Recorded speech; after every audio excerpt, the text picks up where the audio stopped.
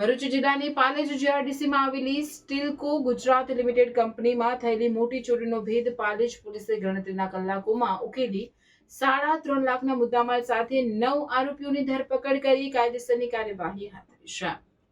પાલેજની સ્ટીલકો ગુજરાત કંપનીના સ્ટોરરૂમમાંથી અજાણ્યા તસ્કરોએ પ્રવેશ કરી આશરે ₹4.5 લાખની કિંમતના 3000 કિલોગ્રામ વજનના 120 ઝિંક બોટમ ડ્રોસની ચોરી કરી હતી. આ અંગે કંપનીના જનરલ મેનેજર દ્વારા ફરિયાદ નોંધવામાં આવી હતી, જેનો ભેદ ઉકેલવા ભરૂચ જિલ્લા પોલીસ અધિક્ષક અક્ષયરાજ મકવાણા અને નાયબ પોલીસ અધિક્ષક CK પટેલના માર્ગદર્શન હેઠળ પાલેજ પોલીસ સ્ટેશનના PI ચૌધરીએ અલગ અલગ ટીમો બનાવી હતી.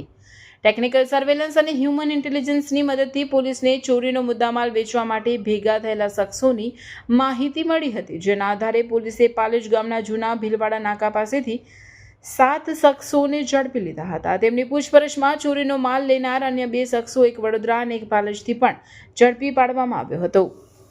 પાલેજ પોલીસે અજયભાઈ વાદી, જિગ્નેશભાઈ વાદી, અજયભાઈ વાદી, દિલીપભાઈ વસાવા, રાહુલ વસાવા, કિરણ વસાવા, તમામ રહેવાસી પાલેજ અને કરજણ તાલુકાના અટાલીના રમણ વસાવા અને ઉપરાંત ચોરીનો માલ લેનાર વડોદરાના પાલેજના સાજિદ મલિક તેમજ વડોદરાના પુષ્પેન્દ્ર અગ્રવાલની 3.5 લાખના મુદ્દામાલ સાથે ધરપકડ કરી તમામ વિરુદ્ધ ભારતીય ન્યાય સંહિતાની વિવિધ કલમો હેઠળ ગુનો નોંધી આગળની તપાસ હાથ ધરી છે.